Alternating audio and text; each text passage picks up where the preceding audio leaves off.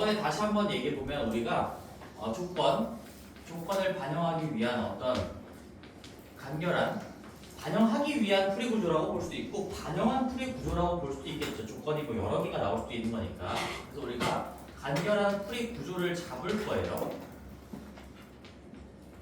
그리고 지금 방금 배웠던 우리가 P나 뭐 팩토리얼이나 이런 것들은 그냥 계산을 하기 위한 도구인 것 뿐이지 그거에 너무 초점을 두고 공부하면 안 될 것 같고 문제를 봤을 때 어떤 식으로 조건을 반영해서 풀이 구조를 만들고 정확하게 빠짐없이 중복 없이 카운팅할 수 있을까라는 걸 자꾸 생각해야 되는 거고 그렇게 풀이 구조를 잡는 방법을 경험치를 통해서 자꾸 익혀갈 겁니다. 우리 필수 예제 5번도 한번 보시면 거기에 3번만 한번 보자. 여기 새롭게 나온 거 1번, 2번은 숙제로 한번 해보시고 3번에 이제 적어도 한쪽 끝에 모음이 오도록 나열하는 경우의 수라는 말이 나왔는데 당연히 적어도라는 세 글자의 체크를 좀 해두셔야 되겠죠. 적어도입니다.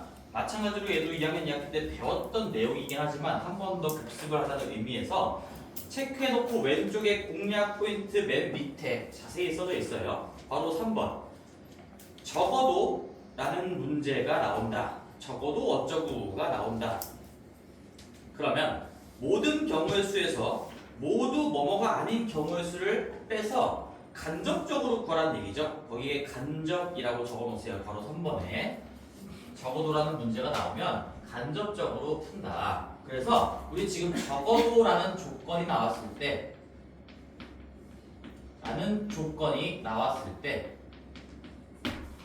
얘는 간접적으로 푼다라는 어떤 방법을 배우게 되는 거고요. 그 방법을 반영해서 간결한 풀이 구조를 잡아야 되는 겁니다. 일단 우리 한번 생각을 해볼 건데 적어도 한쪽 끝에 그럼 양쪽 끝 중에서 어딘가 적어도 한쪽에는 모음이 오도록 하라는 얘기고요. 단어가 지금 비상이야. 이거 비상이네.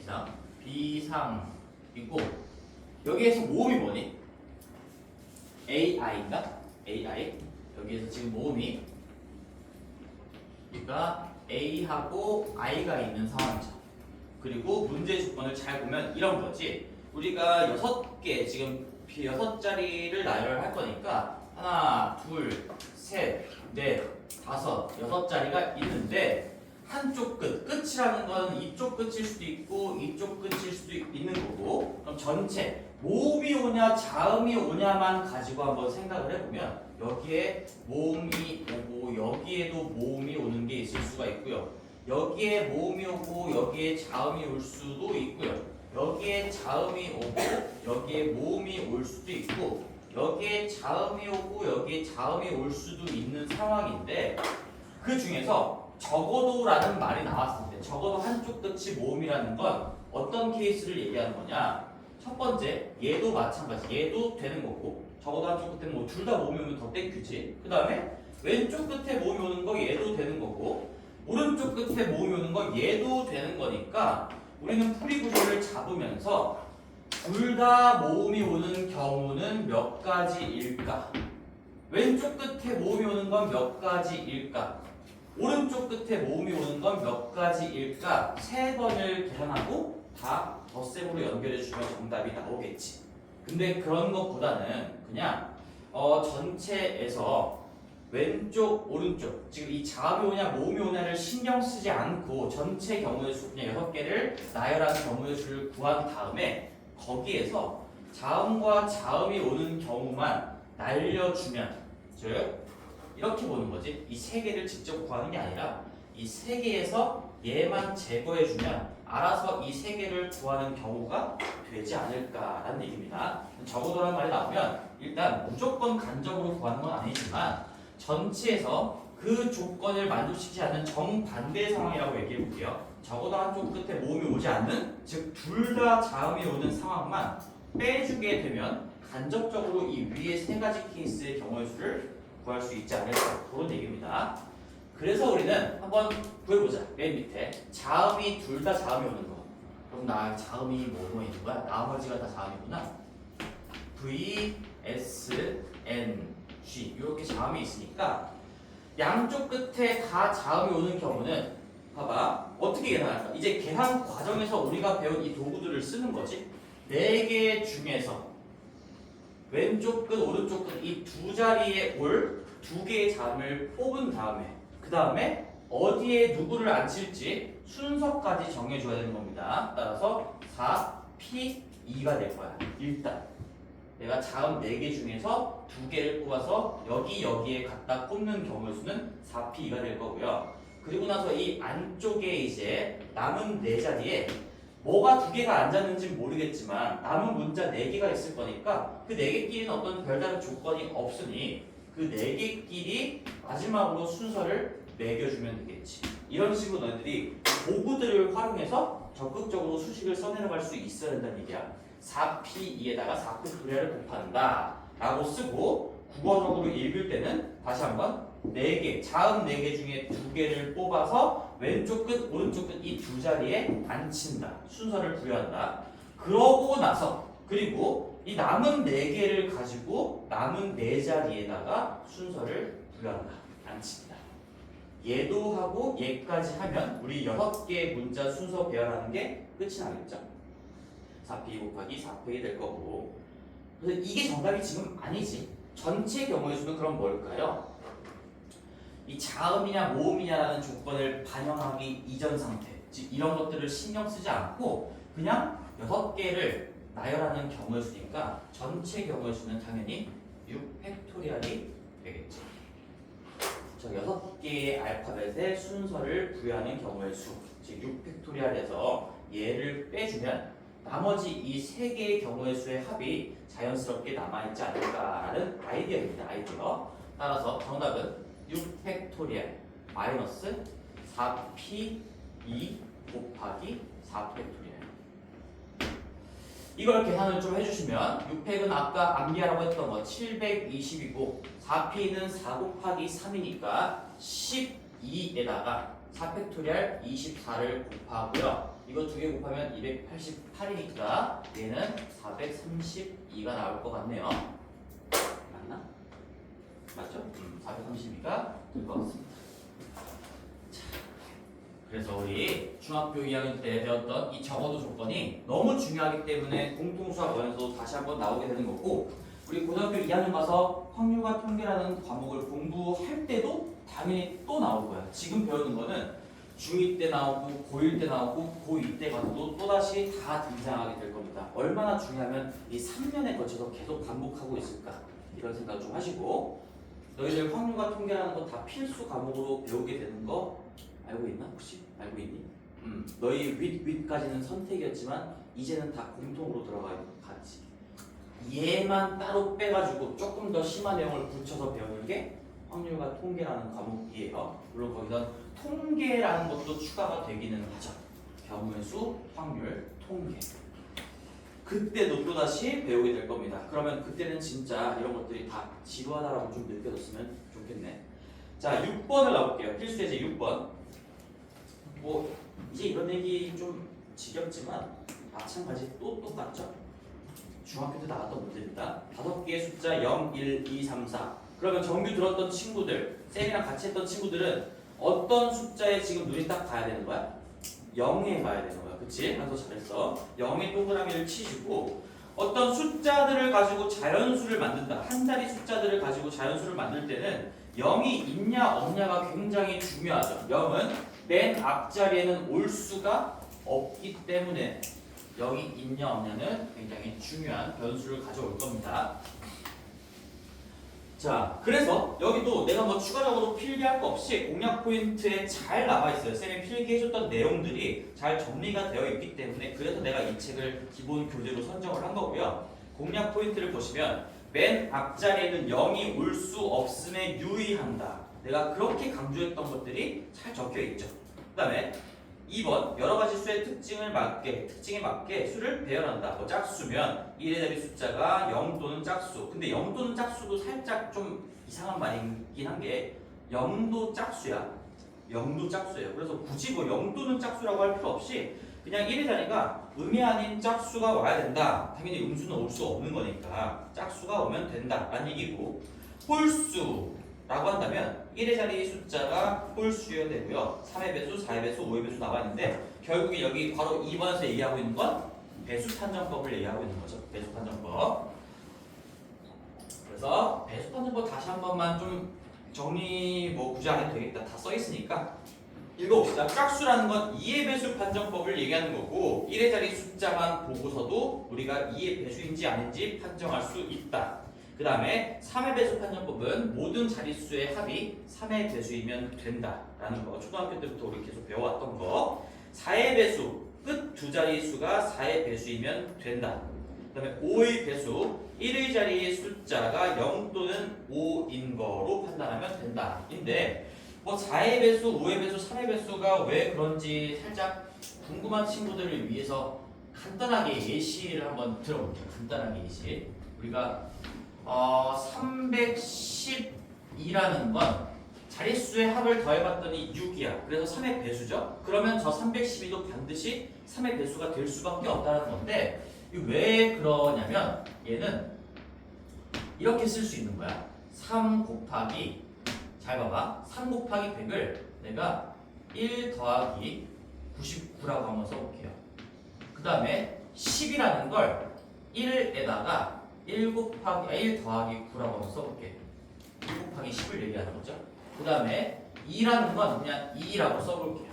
그리고 이걸 내가 괄호를 풀면서 전개를 한다고 생각해보면 얘는 3 곱하기 1이고요. 3 곱하기 99고요. 그 다음에 1 곱하기 1 곱하기 1에다가 1 곱하기 9가 될 거고 더하기 2가 되는데 우리가 9나 99나 999나 9999들은 전부 다 3의 배수이기 때문에 이런 것들은 3의 배수다라는 판정을 할 때 별로 의미가 없어. 그래서 남은 것들을 보면 결국엔 3, 1, 2가 남거든. 이 세 개의 합이 3의 배수이면 최종적으로 이 수는 3의 배수일 수밖에 없다는 얘기야. 그래서 자릿수의 합이 3의 배수면 3의 배수다라는 얘기가 나온 거고 뭐 이 과정을 뭐 알고 있냐 없냐는 그렇게 의미가 없고 결국에 암기를 좀 하셔야 되고요. 그 다음에 뭐 끝 두 자리 4의 배수 같은 것도 보면 7764 같은 것도 왜 여기만 보면 되냐 이것도 마찬가지죠. 이 세 번째 자리 이유는 어차피 100에다가 얼마를 곱한 거거든. 근데 얘는 그래서 77 곱하기 100에다가 64를 더한 건데 100이 우리가 잘 알고 있는 대표적인 4의 배수잖아. 4 곱하기 25니까. 그래서 어차피 세 번째 자리 이유는 100을 몇 번을 더한 결과이기 때문에 이 부분은 무조건 4의 배수가 될 수밖에 없다는 얘기지. 따라서 여기만 4의 배수가 맞다면 이 숫자는 4의 배수구나 라고 판정할 수가 있다는 얘기입니다. 그래서 끝 두 자리를 보는 거고요. 5의 배수도 마찬가지죠. 5의 배수는 어차피 5씩 곱하면은 0, 5, 0, 5 1의 자릿수가 0, 5만 반복될 거기 때문에 끝 자릿수 1의 자릿수가 0 또는 5면 그냥 5의 배수구나 판단할 수가 있겠고 거기 왼쪽에 있는 것들 완벽하게 다 암기를 해주셔야 되고 문제를 한번 볼게요. 0, 1, 2, 3, 4가 있네요. 0, 1, 2, 3, 4 그래서 세 자리 자연수의 개수를 구하라고 했어. 1번. 그러면 자연수 세 자리니까 이 100의 자리, 10의 자리, 1의 자리 내가 방금 자리라고 얘기했지? 그럼 이 세 자리 간에 당연히 순서가 있는 거야. 우리가 123이나 321을 똑같은 자연수입니다 라고 하는 사람은 없겠죠. 즉 이 세 자리 간에 순서가 부여가 되어 있는 거고 문제에서 부여를 하라고 주문을 하고 있는 거죠. 자 그러면 첫 번째 자리에 올 수 있는 후보가 0 빼고 1, 2, 3, 4, 4개밖에 없으니까 4개가 있고요. 우리 수영도를 가지고 잘 생각을 해봤을 때 1이 오든 2가 오든 3이 오든 4가 오든 이 10의 자리에 잇따라 올 수 있는 개수는 그 앞에 온 하나 빼고 나머지 전부일 거야.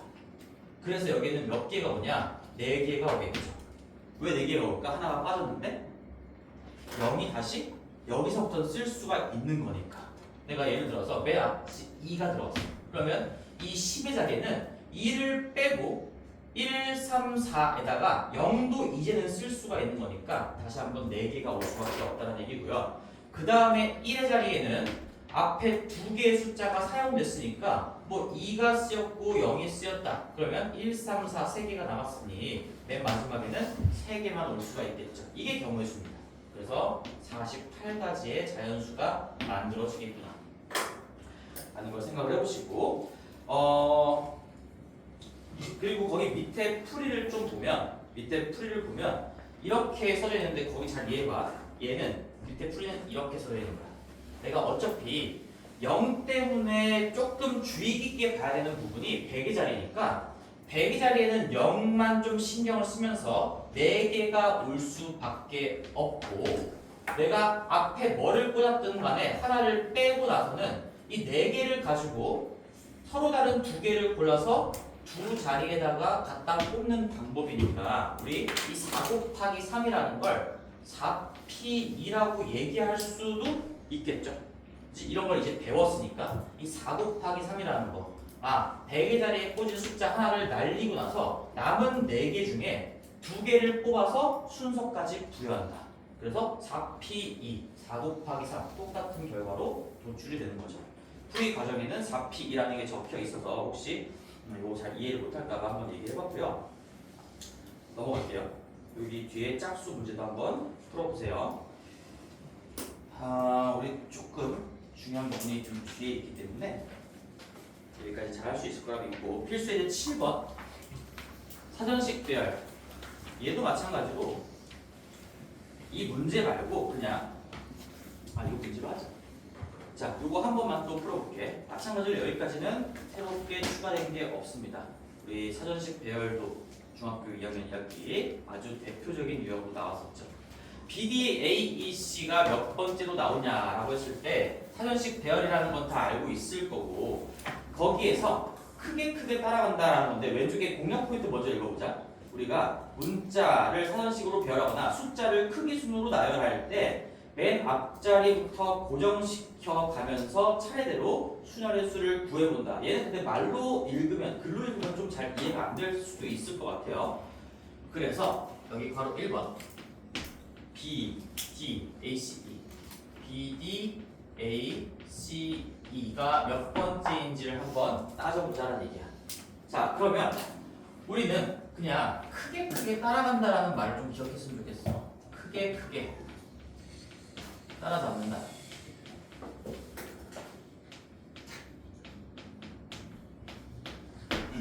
이게 일단 B로 시작하는 거니까 당연히 맨 앞에 A가 오면서 만들어지는 5자의 어떤 영어 단어 같은 것들은 당연히 얘보다 다 앞에 있었겠지. 그냥 큼직큼직하게 따라잡는 거야. 맨 앞에서부터 따져가면서 그러면 A로 시작하는 건 나머지 B, C, D, E를 배열하면서 만들어지는 경우의 수 4팩토리알만큼 있었겠구나. A에다가 나머지 4개 배열한 경우의 수가 4팩토리알이니까 24개만큼이 무조건 이거 앞에 있었을 거고 그러면 24번째라는 거는 A로 시작하는 맨 마지막 단어니까 B, C, D, E를 거꾸로 한 거 예를 들어서 우리가 24번째는 뭐겠냐라고 물어본다면 A로 시작하는 것 중에 맨 마지막 거 그러면 E, D, C, B 즉 나머지 B, C, D를 다 거꾸로 하는 게 제일 마지막에 오겠죠. 이게 사전식 배열인 거지. 그러고 나서 이제 25번째로 넘어가면 B로 출발하는 첫 번째 단어가 나올 거야. B로 출발하는 A, C, D, E 얘가 25번째가 될 수밖에 없다라는 얘기인데 우리 여기서도 한번 따라잡아보자. 여기서도 25번째를 구하는 게 중요한 게 아니라 B, D 어쩌고까지 따라잡아야 되는 거니까 이제 조금만 더 디테일하게 들어가 볼게요. 맨 앞자리는 따라잡았어. 그러면 이 두 번째 자리를 따라잡아야 돼. 그래서 나는 B, A로 출발하는 단어를 먼저 생각할 거고 그 다음에 B, C 어쩌고 저쩌고의 단어가 몇 개가 있는지 얘네들은 무조건 앞에 나오는 거니까 자 얘는 나머지 3개를 배열하면 되는 거니까 3팩토리알 개만큼 있을 거고요. 나머지 3개를 배열하면 되는 거니까 3팩토리알 개만큼 있겠죠. 그럼 나는 이제 이것까지 다 고려하면 그 다음에 본격적으로 B, D로 시작하는 단어가 출발을 할 거야. 난 그러면 이제 두 번째 자리까지 따라잡았어. B, D까지 따라잡은 거지. 근데 얘 세 번째도 A니까 어차피 나는 여기 B, D, A에서 이 C, E가 걸릴 거고 이제 남은 따져봐야 되는 자리가 2자리밖에 안 남았으니까 여기서부터는 그냥 가볍게 노가다를 해도 괜찮겠죠? 자, 여기까지 24개. 이거 6개니까 여기까지 30개가 왔을 거고 이것도 6개니까 여기까지 36개의 단어가 앞쪽에 배치가 돼 있을 겁니다. 그러면 그 다음에 B, D, 그 다음에 A, 나머지가 뭐야? C, E. 얘가 37번째 단어가 될 거고요. 우리가 찾는 게 이거네. 끝이네요. 얘는 37번째 영어 단어가 되겠고 사전식 배열을 했을 때 그래서 크게 앞자리부터 제일 앞자리부터 따라 잡아가면서 이 앞쪽에 있는 게 무조건 얘도 있고 얘도 있고 얘도 있는 거니까 B 따라 잡았고 D 따라 잡았고 A, C, E 다 따라 잡게 되면 그게 몇 번째일까 이런 식으로 추리해내는 거죠. 자, 2번은 거꾸로 가는 겁니다. 75번째 똑같은 얘기예요. 이거를 이해했으니까 우리 해보자. 자, 2번은 72번째가 뭐 75번째가 뭐냐라는 걸 물어봤으니까 얘도 마찬가지로 똑같아. 크게 따라잡는 거야. 이 알파벳을 따라잡을 수도 있고 이 75번째, 이 75라는 숫자에 빠르게 접근을 한번 해보자는 얘기지. 내가 그러면 A로 출발하는 단어가 24개가 있을 거야. 아직 75번째 따라잡으려면 한참 멀었어요. 그러면 이거 다 하고 나서 이제 B로 출발하는 단어도 나머지 4개의 알파벳을 배열하는 경우의 수니까 또 24개가 있을 거여서 이렇게 쓸까요? 얘도 4팩만큼 있을 거고 얘도 4팩만큼 있을 거니까 여기까지 24번째가 완성이 될 거고 여기까지 48번째가 완성이 될 거고 아직도 멀었지? 그러면 크게 따라잡을 거야. C로 출발하는 것도 마찬가지로 또 4팩토리얼 개만큼 있을 거니까 여기까지 했을 때 이제 72개의 단어가 완성이 된 거야. 72번째입니다. 자, 그럼 이제 거의 다 왔으니까 디테일하게 마지막에 가볍게 조금만 노가다 해주면 될 것 같네요. D로 출발하는 첫 번째 단어. D 빼고 나머지를 순서대로 배열한다. A, B, C, E. D 빼고 나머지 A, B, C를 그냥 알파벳 순서대로 쓰시면 A, B, C, E가 될 거고요. 이거 바로 다음에 오는 게 사전식 배열상 얘일 거니까 얘가 73번째가 되겠네. 그럼 2개 남았으니까 이거 어디서부터 해야 돼? 하나씩 바꾸려면 맨 뒤에 것부터 자리를 바꿔가면 되는 거죠. D, A, B 최대한 앞쪽을 고정해 가면서 C, E만 자리 바꿨을 때 우리 E, C가 그 다음 74번째가 될 거고 그럼 이제 E, C랑 C 자리 배열하는 거 다 했으니까 다시 그 앞자리를 건드리면서 D, A 그 다음에 B 다음에 올 수 있는 알파벳이 C고 그 다음에 남은 거 B하고 E를 순서대로 배열했을 때 얘가 75번째다. 그래서 이 사전식 배열의 의미를 좀 알고 있어야 이런 문제를 풀 수가 있는 거죠. 얘는 수학이랑 별개로 어떻게 사전식 배열이 이루어지는가 맨 뒤에 거부터 바꿔가면서 다 됐으면 그 앞자리를 하나씩 올려가면서 그것도 다 됐으면은 그 앞자리를 올려가면서 그런 식으로 조정이 되는 겁니다. DACB가 그래서 정답이 되겠네요. 75번째. 요거는 뭐 연습을 뭐 모든 문제가 마찬가지지만 연습을 좀 많이 하셔야 됩니다. 이거 헷갈리는 친구들은 일단 크게 따라잡는다라는 저 멘트를 좀 기억하시고 밑에 7-1번하고 7-2번까지 곁들여서 연습을 하면서 다 정복을 하시길 바래요. 자, 우리가 중요한 건 이제 본격적으로 211페이지인데요. 조합이죠. 오늘 우리 경우의 수 다 끝낼 거거든. 조합이 끝이야. 조합이 끝이라서 자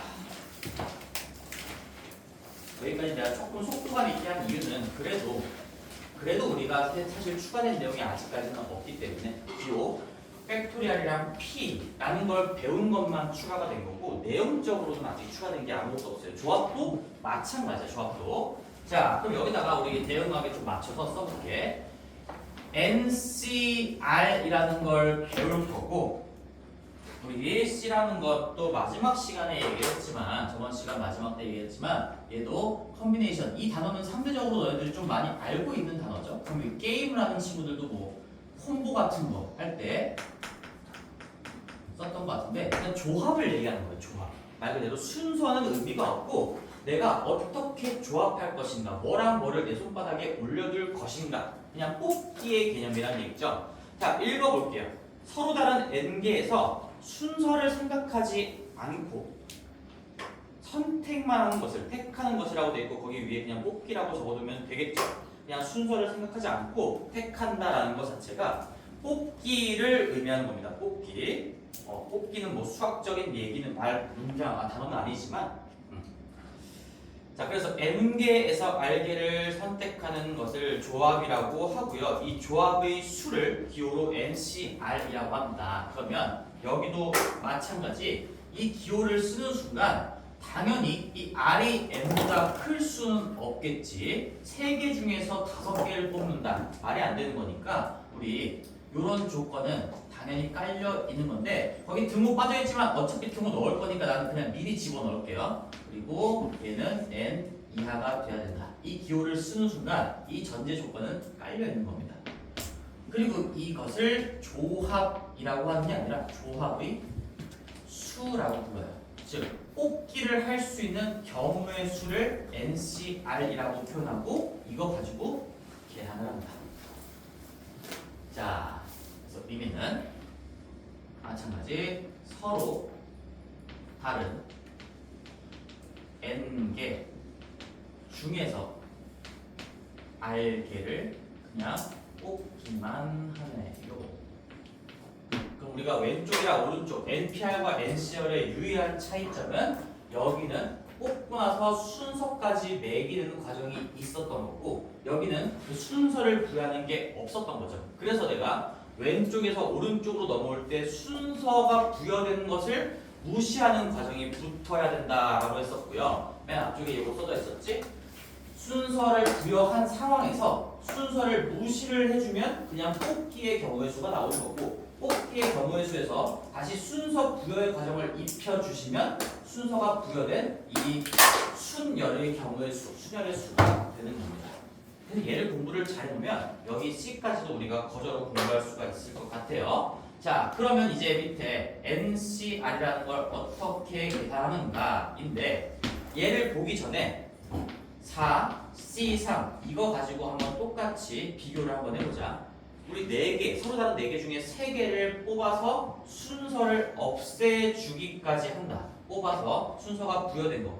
4 곱하기 3 곱하기 2를 하면 자동으로 순서가 부여된다라고 얘기했지? 항상 뒤쪽에 오는 건 어떤 뽑는 개수니까 그냥 일단 자릿수랑도 일치한다라고 생각하면 될 것 같아요. 3자리가 있는데 순차적으로 4명 올 수 있고 1명 빼고 3명 올 수 있고 그 빼고 2명 올 수 있어. 이렇게 하면 그냥 내가 의도하지 않았지만 자동으로 순서가 부여가 됐기 때문에 그 셋끼리 자리를 매기는 3 곱하기 2 곱하기 1로 나눠주셔야 된다라는 걸 했었고 내가 중학교 2학년 수업할 때는 얘를 그냥 편의상 이 C라는 표현을 안 배웠기 때문에 내가 그냥 이렇게 썼던 거야. 4중 3이라고 하면서 우리가 계산했던 거 있었지? 그래서 4 곱하기 3 곱하기 2를 3 곱하기 2 곱하기 1로 나눠준다는 걸 했었었는데 이제는 C라는 걸 배웠으니까 이 기호를 가지고 한번 해보자. 그럼 얘를 N하고 R 가지고 표현을 해보면 N 곱하기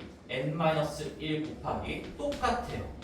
이 분자는 결국엔 여기에 있는 분자랑 똑같은 거니까 이 열거된 식이 여기에 그대로 오겠죠. N-2 땡땡땡땡 해서 우리가 곱으로 연결된 이 숫자의 개수가 R개가 되는 그 순간까지 여기까지 곱할 거지. 그리고 나서 이렇게 순차적으로 한 명씩 뽑아서 곱하는 순간 이 R개끼리의 순서가 자동으로 부여가 됐기 때문에 얘를 다시 순서를 무시하는 과정, 즉 R 팩토리얼로 나누는 과정이 들어갈 겁니다. 이렇게. 얘도 그냥 팩토리얼 쓰지 말고 일단은 R 곱하기 써볼까요? R 곱하기 R-1 곱하기 뭐 R-2 곱하기 땡땡땡땡 해서 곱하기 1까지 내려오겠죠. R개의 자리에 R개의 순서를 무시하는 거니까 R부터 1까지 곱한 걸로 나눠준다. 다시 한번 밑에를 보는 게 중요해. 이 구체적인 예시를 보면 4명 중에 3명을 줄 세운다. 그런 다음에 그 앉은 3명끼리의 순서를 무시한다. 4, 3, 2 곱한 숫자의 개수가 3개가 될 때까지 오셨고요. 그 누가 앉았는지 모르겠지만 그 새끼리 순서를 부여하는 방법으로 거꾸로 나눠주면 새끼리의 순서가 없어진다라는 얘기죠. 그래서 이제 저 마지막 형태 이제 팩토리얼을 이용한 표현도 한번 써볼 건데, 자 어렵지 않아요. 우리가 이만큼 이 분자에 써져 있는 거에 대한 표현은 이미 배웠어. 그게 얘야. 그치?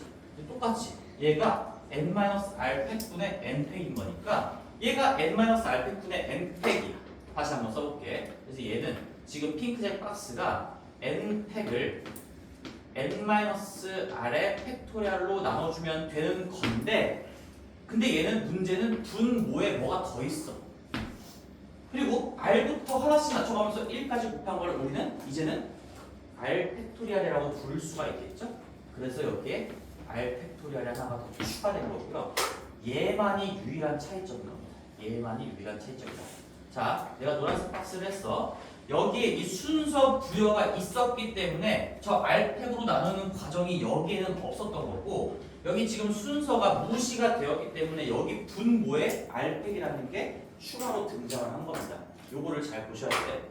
자, 그래서 우리가 연습을 해보면, 자 이제는 이렇게 한번 쓰지 말고 우리 팩토리얼을 가지고도 한번 표현을 해보자. 연습을 위해 7, C, 4 라는 건 일단 P랑 똑같다고 생각을 해. 일단은 그러면 7 팩토리얼을 7에서 4를 뺀 만큼에 대한 팩토리얼로 나누는 건데, 근데 이 뒤쪽에 대한 팩토리얼이 하나 더 있어요. 분자에.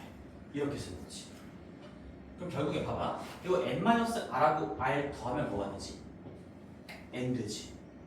여기에 팩토리얼 2개 나올 건데 그 앞에 숫자의 합이 얘가 될 수밖에 없다는 거예요. 그럼 7팩, 3팩 썼으면 당연히 4팩이 올 수밖에 없는 거고요. 하나 더 써보면 7C2 같은 걸 써봤을 때 7팩이고, 이제는 그냥 얘부터 먼저 써도 상관이 없어. 이거에서 이거 뺀 거 5팩이고 나머지가 어차피 2팩이고 알아서 이 합이 얘가 되게끔 맞춰줄 거니까 이제는 이 구조를 기억했다면 7팩 쓰고 그냥 이 팩을 먼저 써도 괜찮죠. 그리고 나서 이 차이만큼에 대한 팩토리얼을 다시 써줘도 되는 겁니다. 약간 요령으로.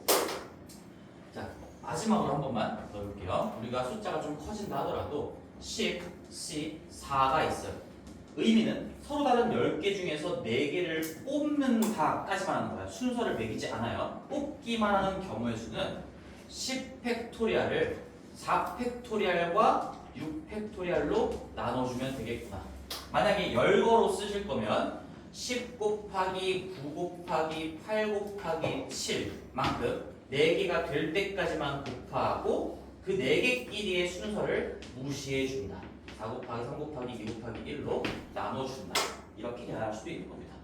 물론 이 10시사는 그 얘보다는 지금은 이걸로 계산하는 게 더 편하겠죠. 이거는 우리가 문자로 되어 있을 때 쓰는 방법이고요. 숫자가 다 나와 있으면 굳이 뭐 팩토리얼로 계산할 필요는 없을 것 같기는 해요. 선택입니다. 자, 그래서 노란색 박스를 봅시다. 조합의 수, 서로 다른 n개 중에서 r개를 택하는 조합의 수는 여기서도 약속이 깔려 있어요. NC0은 무조건 1로 할 겁니다. 얘도 약속이고요. 이거 다시 한번 설명하지 않을게. 우리 계산에 어떤 충돌이 발생하지 않기 위한 장치라고 생각해 주시면 되고, 그래서 NCR은 NPR과의 유일한 차이점은 분모에 R 팩토리얼이 더 깔린다는 얘기니까 거기 R 팩토리얼 분의 NPR로 들어가 있는 거야. 그럼 거기다 살짝만 좀 필기를 해보자. 우리 NCR, 박스의 NCR은 R 팩토리얼 분의 NPR인 건데, 이 R 팩토리얼로 나누는 이 과정이 우리가 순서 무시의 과정이라고 얘기했었죠. 그래서 자연스러운 거야 이게. NPR에다가 순서 무시를 해주면 순서가 없이 뽑기만 한 경우의 수가 나오는구나. 그렇게 직관적으로 받아들이실 수도 있어야 되겠죠. 그리고 오른쪽에 있는 식이 요걸 쓴 거니까 거기도 심지어 이거 R 팩토리얼 뭐서 써있지? 내가 요령으로 얘기했던 게 그게 반영이 되는 거야. 정확하게 쓰면 사실 얘부터 쓰고 R 팩토리얼 뒤쪽에 달아줘야 되는데 어차피 이게 합이 얘가 되는 거니까 그냥 14를 보고 10팩, 4팩 쓴 다음에 요 차이인 6팩만 다시 한번 써주면 되는구나. 기억하시죠? 하시고요. 연습 많이 하시고. 자, 밑에 개념 체크 1번에 자, 1번부터 한번 볼게요. 4C4, 4C4도 한번 써보자. 우리 4C4는 얘는 이걸로 한번 써볼게. 4 팩토리얼을 4 팩토리얼로 나누고 4에서 4를 뺀 0 팩토리얼로 나누는 건데 4팩 4팩 이거 약분 될 거고 0 팩토리얼 1로 약속했으니까 얘는 당연히 1이 될 거고 상식적으로 생각을 해봐도 4개 중에 4개를 뽑는 경우의 수는 그냥 다 뽑는 거 한 가지밖에 없겠지. 그래서 1이 나올 겁니다. 그리고 2번 OC0 0으로 끝나는 건 무조건 1이다. OC0은 무조건 1로 약속이 되어 있다. 5개 중에 하나도 뽑지 않는 거는 그 하나도 뽑지 않는 경우 한 가지다라고 생각해도 괜찮아. 한번 7C2는 뭐 7 곱하기 6을 2 곱하기 1로 나눈다라고 할 수도 있고요. 7C2라는 건 두 가지 다 해보자. 연습이니까 7 곱하기 6만큼을 2 곱하기 1로 나눈다라고 계산할 수도 있고 아니면 7 팩토리얼을 2팩, 5팩으로 나눈다. 물론 계산은 얘가 더 간단하게 하겠죠. 지금 같은 경우에서. 그 다음에 4번 6C5 하기 전에 우리 이제 여기까지만 하고 잠깐 또 위쪽으로 돌아볼게.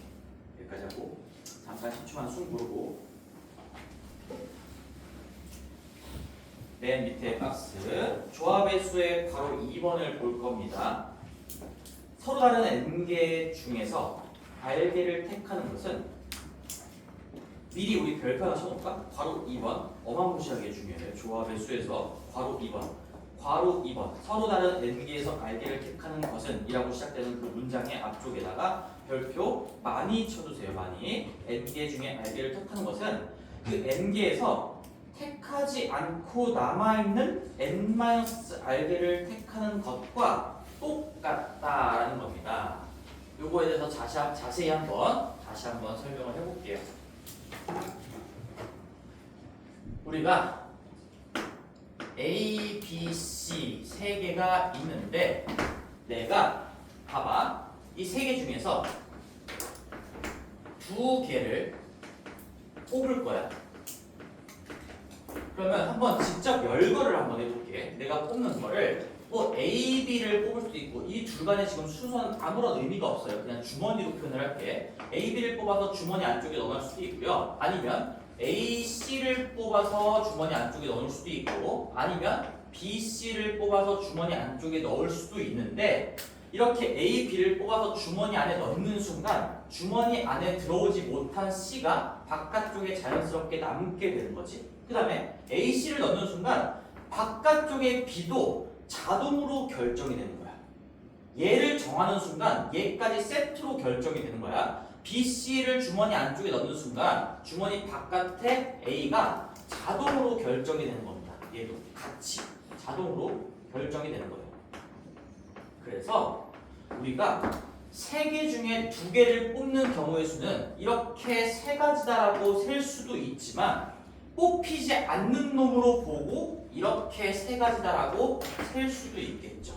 그래서 우리 세 개 중에 두 개를 뽑는 경우의 수는 사실상 이 남아있는 뽑히지 않는 그 하나를 뽑는 경우의 수랑 당연히 똑같이 나올 수밖에 없다는 게 바로 2번 내용이고 그걸 기호로 썼을 때 NCR은 여기 알개를 뽑으면 뽑히지 않는 게 n-알개가 남아있겠지? 그래서 n개 중에 n-알개 뽑히지 않을 거를 뽑는 경우의 수랑 똑같다 라는 얘기죠. 세 개 중에 두 개를 뽑는 건 세 개 중에 하나를 뽑는 거다. 네 개 중에 세 개를 뽑는 건 네 개 중에 안 뽑힐 한 개를 뽑는다. 안 뽑힐 한 개를 뽑는다는 게 말로 좀 이상하긴 하지만 안 뽑힐 한 개를 뽑는 경우의 수랑 이 개수 카운팅 할 때는 적어도 똑같다는 얘기야. 뽑는 걸 정했으면 뽑히지 않는 것도 자동으로 세트로 같이 결정이 될 거니까. 5개 중에 3개를 뽑으면 어차피 안 뽑힐 2개도 자동으로 옆에 나란히 결정이 돼 있을 거니까 경우의 수를 카운팅할 때는 OC2라고 해도 값은 똑같이 나온다는 얘기지. 그럼 내가 이걸 왜 배울까? 우리가 여기 뒤에 숫자가 클수록 계산 과정이 복잡해요. 내가 4C3이랑 4C를 한번 써보면 이 4C3이랑 4C를 써보면 얘는 4 곱하기 뭐 늘어뜨려서 써도 4 곱하기 3 곱하기 1을 3 곱하기 2 곱하기 1로 나눠야 되는 거고 만약에 팩토리얼을 이용해서 쓴다고 하더라도 4 팩토리얼을 3팩과 1팩으로 나눠야 되는 건데 어차피 우리가 이 계산은 다 숫자가 나와 있는 거니까 얘를 가지고 계산을 하겠죠. 일반적으로. 근데 4C1을 가지고 계산을 한번 해보면 4, 한 자리밖에 없으니까 4야. 그리고 그 한 명끼리의 순서를 무시하는 과정이 1이야. 근데 이게 계산 구조상 훨씬 간단할 수밖에 없다는 거야. 물론 팩토리얼로 쓰면 똑같은 편이 나올 수밖에 없어. 봐봐. 4 팩토리얼이 있고요. 1 팩토리얼이 있고 4에서 1을 뺀 만큼에 대한 팩토리얼 쓸 거니까 이 뒤쪽 부분의 표현을 봤을 때 다시 한번 이 두 개의 값이 똑같다는 걸 느낄 수도 있겠지.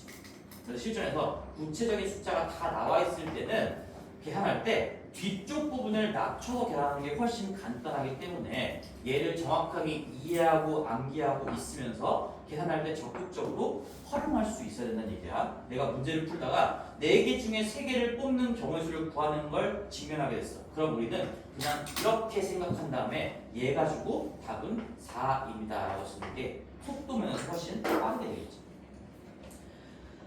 자, 그래서 밑에 개념 체크 다시 한번 정리할 거 정리하신 분들은 개념 체크의 4번을 보면 6C5는 6C5로 계산하는 게 아니라 6C1로 계산을 하면 된다. 그런 얘기죠. 6C5를 구하시려고 한다면 이 너무 커. 뒤가 너무 6에 근접해. 그러면 얘는 6C1이랑 어차피 값은 똑같은 거니까 그냥 6개 중에 안 뽑힌 한 개를 뽑는 경우의 수로 생각을 하고 계산 값은 6을 1로 나눠주면 그냥 6개가 되겠구나. 그래서 뒤쪽이 1이 오면 그냥 이 앞쪽 숫자가 그냥 결과가 될 수밖에 없겠구나. 이런 것도 생각해 볼 수 있겠죠. 이게 위에 좀 안 적혀 있으니까 우리 위에다가도 한번 적어봅시다. 이거 위에 6C5 6개 적고 나서 맨 첫 번째 노란색 박스 조합에서 바로 1번 쪽에 이 NCR은 뭐 R팩분의 NPR 돼 있고요. 거기 위쪽에 NC0은 1이고 이런 것들이 적혀 있는데 그 박스에다가 그냥 같이 모아서 NC0은 1로 약속이 되어 있고요. NC1은 무조건 N입니다. 어차피 N을 1로 나눈 거니까 이런 것들은 그냥 눈에 익혀두고 바로바로 할 수 있도록 기억을 해주셔야 되겠죠. 노란색 박스에다가 같이 추가로 끼워 놓으세요. NC0은 1 약속이 되어 있고 NC1은 계산을 해봐도 N이니까 뒤쪽이 1이 나오면 P든 C든 무조건 그냥 앞쪽 수가 나올 수밖에 없구나. 앞쪽에서 아까 적혀있던 거 우리 NP1 얘도 무조건 N이었죠. NC1이든 NP1이든 어차피 한 개를 뽑아서 순서를 매기는 거는 어차피 그 N개 하나하나 경우의 수 카운트하는 거밖에 없을 거니까 NC1이든 NP1이든 다 N이 될 수밖에 없다. 자, 그래서 우리 조합의 개념이 끝나는데 우리 잠깐 나온 김에 문제를 풀기 전에 요거까지 좀 마무리를 하고 갈게. 맨 뒤쪽에 개념으로서는 이제 하나가 남았어. 218페이지입니다. 218페이지. 218페이지. 자, 거기 플러스 특항이라고 돼 있고 조합을 이용해서 조 나누기 돼 있고 괄호에 분할이라는 두 글자가 있죠. 우리가 고등학교 와서 새롭게 배우는 게 딱 이거 하나야. 분할입니다. 분할. 그렇지만 내가 이게 빌드업을 다 해놨지. 분할을 위해서. 자, 분할에다가 다시 한번 뭐 밑줄이라도 하나 쳐놓으시고요. 봅시다. 여기까지 한번 쳐볼까? 자, 분할이라는 건 뭐냐면 자, 밑에 봅시다. 4명의 거기 밑에 박스로 볼게. 박스의 괄호 1번 서로 다른 n개를 p개, q개, r개의 세 묶음으로 나누는 것을 분할이라고 해요.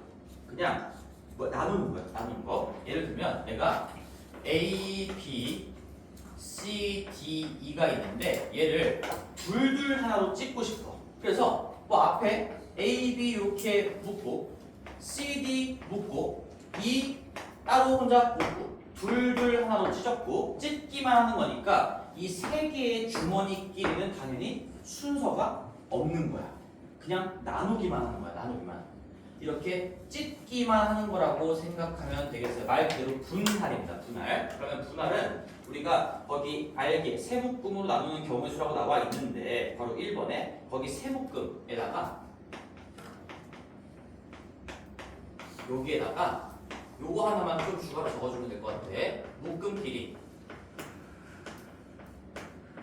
순서 없음. 이게 중요한 말입니다. 순서가 없어요. 묶음끼리 순서가 없습니다.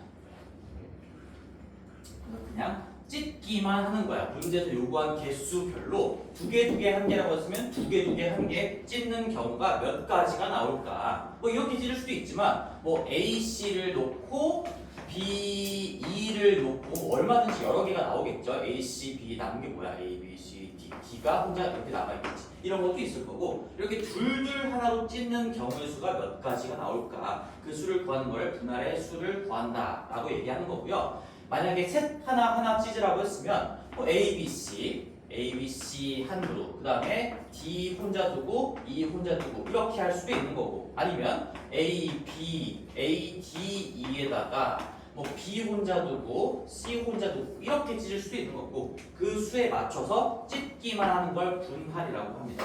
얘를 어떻게 구할까라는 얘기죠. 자, 그래서 생각을 해보자. 생각을 잘 해봅시다. 그러니까 제일 쉬운 거를 먼저 한번 해볼게요. A, B, C 아주 쉬운 예시 A, B, C 분할입니다. 잘 들어봐. 어차피 책에 자세하게 나와 있으니까 A, B, C를 둘 하나로 분할할 거야. 그러면 일단 어차피 그 주머니끼리는 자리가 없는데 내가 그냥 그림을 위해서 한번 두 개의 주머니를 한번 그려볼게요. 두 개의 주머니. 괜찮아? 그치? 그럼 내가 세 개 중에 일단 첫 번째 여기를 내가 두 명이 들어가는 주머니라고 할게. 순서는 다시 한번 얘기하지만 이 둘 간의 순서는 없는 거야. 그러면 둘 간의 순서가 없으니까 세 명 중에 두 명을 뽑아.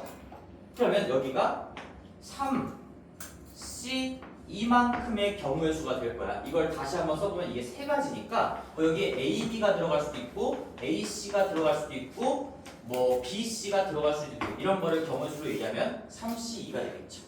그리고 나서 나머지 한 명 중에 한 명을 뽑아 1C, 1이겠죠. 그렇지? 그런 다음에 얘도 하고 얘도 하는 거니까 곱하면 되는 거야. 이게 분할의 끝이에요. 분할은 연속적으로 뽑기를 연속적으로 행한다라고 생각을 하시면 되는 거고요. 세 개 중에 두 개를 뽑기만 해. 그럼 AB나 AC나 BC가 갖다 바뀔 거고 나머지 한 명 중에 한 명을 뽑아. 그러면 여기는 뭐 C나 B나 A가 들어갈 건데 사실상 이 1C 1은 값으로 얘기하면 얼마야? 1이지? 1이야. 곱하기 1은 수학적으로 의미가 있어 없어? 없지? 왜 없을까? 이거 아까 얘기했던 거잖아. A, B를 갖다 박으면 어차피 C는 저쪽에 혼자 자동으로 결정이 되어 있는 거야. 이미 A, B를 한쪽에 뽑아 놓는 순간 분할이 끝난 거야. 분할이 이미 끝났어요. 이미 둘 하나로 찢어진 거야. 경우수를 봤을 때. 그래서 곱하기 1이 수학적으로 의미가 없다라는 것도 한번 느껴보시고 이번에는 A, B, C, D를 두 개로 한번 분할을 해볼게요. 그럼 마찬가지로 주머니가 이렇게 있겠죠. 이렇게 있겠죠. 일단 그림을 위해서 내가 한번 여기가 두 명이 올 자리고 여기도 뭐 두 명이 올 자리가 되겠는데 첫 번째 여기 앞에 쪽에 두 명을 갖다 박는 거 내가 잠깐 앞뒤라고 얘기는 하겠지만 다시 한번 얘기할게. 순서 없는 겁니다. 그냥 표현을 위해서 잠깐 앞뒤라고 얘기하는 것 뿐이야. 앞에 쪽에다가 4명 중에 2명을 뽑아서 넣을 거니까 4C2가 되겠죠. 그럼 써보면 얘는 뭐 A, B, A, C, A, D, B, C, B, D, C, D 4 곱하기 3을 2 곱하기 1로 나누니까 6가지 이렇게 6가지가 나올 거고요. 그런 다음에 나머지 2명 중에 2명을 뽑을 거야. 그럼 나머지 2명 중에 2명을 뽑고 얘도 하고 얘도 할 거니까 곱하기로 연결하면 되겠는데 마찬가지로 이게 곱하기 1이니까 별로 의미가 없어요. 의미가. 그래서 이 곱하기 2C2라는 것도 하나 써보면 여기는 C, D가 어차피 A, B를 뽑는 순간 자동으로 결정이 되어 있을 거고 어딘가 또 다른 세계에 그다음에 A, C를 여기 어딘가에다 내려놓는 순간 여기 나머지 어떤 다른 존에 B하고 D가 자동으로 결정이 되어 있을 거고요. B, C가 자동으로 결정이 되어 있을 거고 그 다음에 A, D가 자동으로 결정이 되어 있을 거고 그 다음에 A랑 C가 결정이 되어 있을 거고 A랑 B가 결정이 되어 있을 겁니다. 그렇죠? 그래서 A, B, C들을 둘로 분할하는 경우에는 4C 얘가 6이고요. 곱하기 1이니까 6이다. 아까 우리 3C2, 3이고 곱하기 1이니까 얘가 어차피 곱하기 1은 의미가 없지만 곱하기 1을 한다면 3이다. A, B, C를 2, 1로 분할하는 건 이렇게 한 가지, 이렇게 한 가지, 이렇게 한 가지가 있어서 세 가지다 하는데 6이 정답이 아니야. 그것 때문에 중요한 거야. 6이 정답이 아니야. 왜 아닐까를 잘 생각해봐. 봐봐. 여기 A, B, C, D 이렇게 둘 찢은 거 한 가지 정도 카운팅이 됐지. 근데 밑에 C, D, A, B 또 있어. 이거 분명히 내가 앞뒤 순서 없는 거라고 했잖아. 그러면 이 C, D랑 A, B로 찢는 거나 A, B와 C, D로 찢는 거나 이거 두 개 똑같아야 되는 거거든. 하나로 취급을 해줘야 돼. 근데 이게 두 개로 카운팅이 되어 있고요. 그 다음에 여기 AC, BD로 찢은 거, AC, BD로 찢은 게 하필이면 여기에 또 있어. BD, AC. 앞뒤는 순서가 없는 거니까 이걸 찢은 걸로만 보면 얘네 둘이가 똑같은 경우의 수여야 되는 거거든. 하나로 취급이 돼야 되는데 이게 두 번으로 카운팅이 되어 있어. 그 다음에 AD랑 BC를 찢은 것도 마찬가지로 분명히 여기서 AD, BC 찢은 게 카운팅이 됐는데 여기에 나도 모르게 이게 들어가 있네요. 이런 현상이 왜 일어났을까요? 이거를 위해서 내가 지웠나? 혹시? 안 지웠지? 이거를 위해서 얘를 공부를 해야 돼요. 순서가 자동으로 부여되는 저 현상을 관찰을 해야 돼. 여기 오면 봐봐. 이 하나의 후보군, 동일한 후보군에서 동일한 개수씩, 그러니까 두 개씩 순차적으로 뽑은 다음에 곱셈으로 연결하면 내 의도와 상관없이 그냥 순서가 자동으로 부여가 돼버려. 그러니까 이게 이렇게 자리 바꾼 게 하나가 더 들어가게 되면서 하나로 카운팅이 돼야만 하는데 두 번으로 카운팅이 되는 거야. 그래서 진짜 정답은 여기에다가 이 두 주머니끼리 순서가 자동으로 부여가 됐으니까 저 두 주머니끼리의 순서를 무시를 다시 한번 해주셔야 되는 거예요. 이렇게 나누기로 표현할까? 정답은 여기 맨 마지막에 2 곱하기 1로 다시 한번 나눠주셔야 됩니다. 그럼 얘는 자동으로 순서가 부여가 안 됐고 얘는 자동으로 순서가 왜 부여가 됐을까? 생각해보면 얘는 동일한 후보군에서 순차적으로 곱한 건 맞은데 개수가 달라. 동일한 개수가 아니야. 그러니까 똑같이 두 개 뽑는 게 아니라 두 개 하나니까 이게 A, B, C가 거꾸로 된 게 또다시 어딘가에 등장할 리가 없다는 얘기지. 여기에 C가 오고 여기가 A, B 오는 그런 게 나올 수가 없다는 얘기고요. 여기는 하필이면 이 개수랑 똑같아서 이게 다 열거해 봤을 때 자연스럽게 CD가 여기 있고 AB가 여기 있는 게 또 한 번 등장할 수밖에 없다는 얘기야.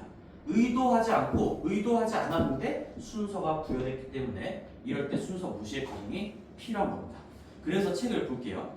자, 봐봐. 거기 예시를 볼게. A, B, C, D 중에서 한 명을 뽑고 세 명을 뽑아 1, 3으로 찢으면 그냥 이거예요. 4C1 곱하기 나머지 3명 중에 3명. 아니면 4C3 곱하기 1C1이라고 해도 괜찮겠지. 다시 한번 거기 책에 있는 거 우리 A, B, C, D를 3, 1로 나누는 건 어차피 이 뽑는 개수가 달라서 자동 순서 부여의 케이스가 아니야. 그래서 4명 중에 3명을 뽑고 수학적으로 의미는 없지만 나머지 1명 중에 1명을 뽑으면 이게 분할의 수가 되는 겁니다. 따라서 정답은 4가지가 되겠죠.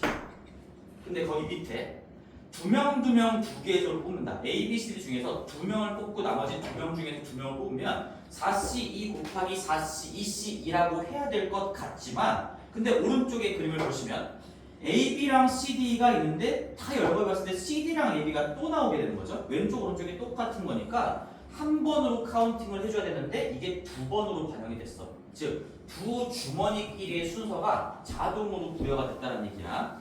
그래서 우리는 다시 한번 이 팩토리얼로 나눠주는 과정이 들어갈 수밖에 없다는 얘기지. 따라서 이 A, B, C, D를 둘로 분할하는 경우의 수는 얘는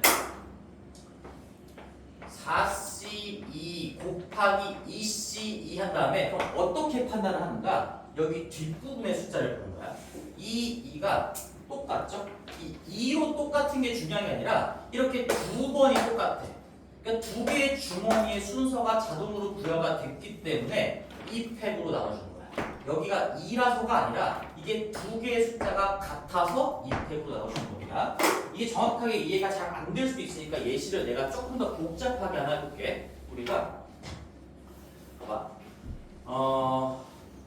A, B, C, D, E를 둘 하나로 찢을 거야. 둘 하나로. 그럼 내가 순차적으로 5명 중에 잠깐 주머니가 있다라고 생각하고 이 주머니끼리는 순서가 없어요. 정의에 의해서. 그럼 5명 중에 2명을 뽑을 거니까 5명 중에 2명을 뽑고 그 다음에 남은 3명 중에 2명을 뽑는다 하는 순간 순서가 부여가 돼버린 거야.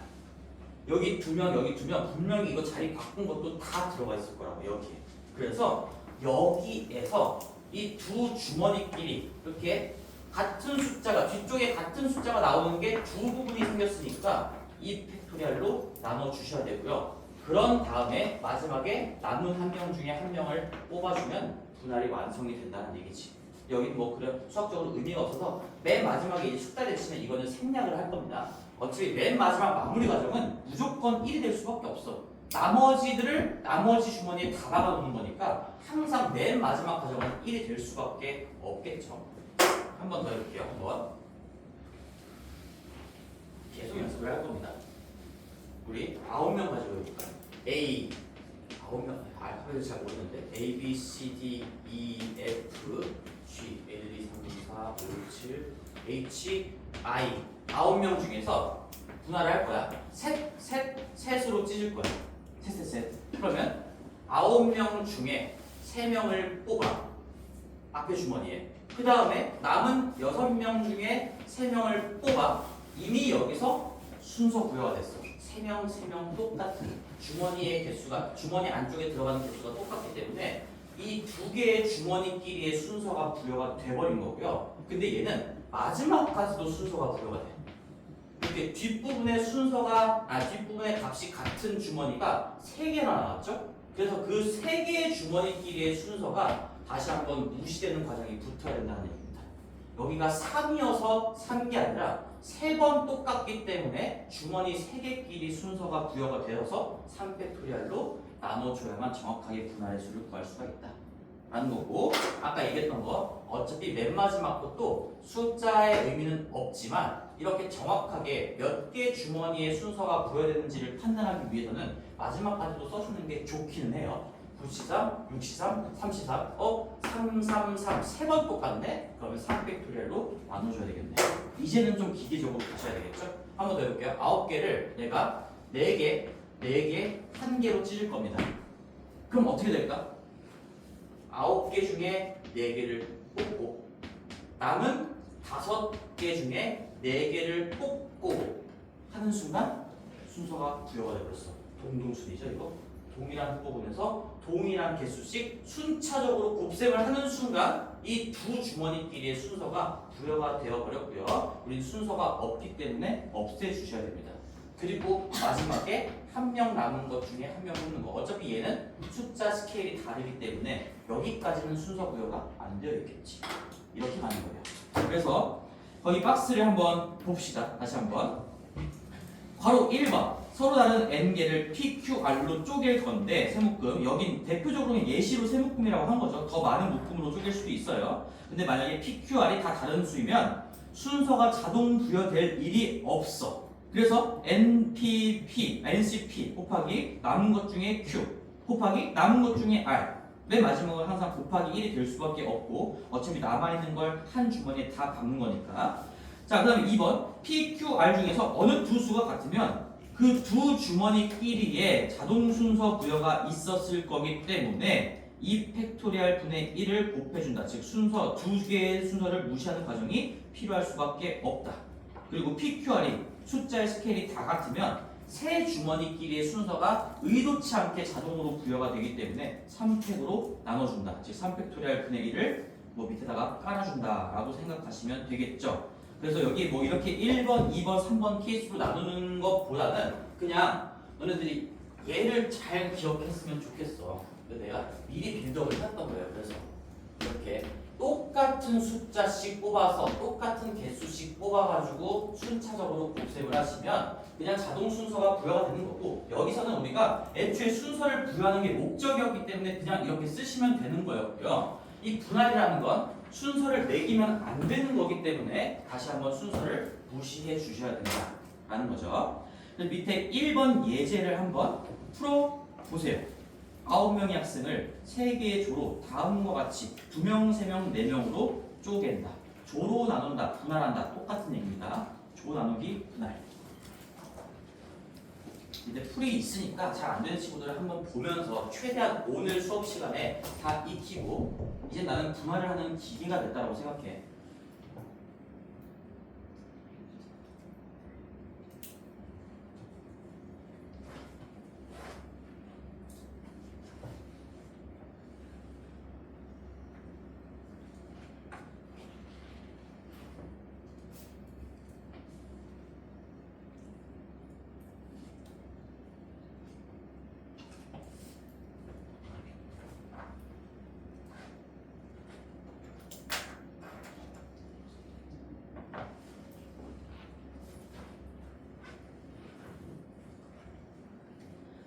자, 거기 이제 1번, 2번, 3번 다 할 수 있을 거라고 믿고 싶은데 안 되면 밑에 풀이 참고하시고, 다 하신 분들은 지금 12분이니까 20분까지 쉬었다가 20분에 시작하겠습니다.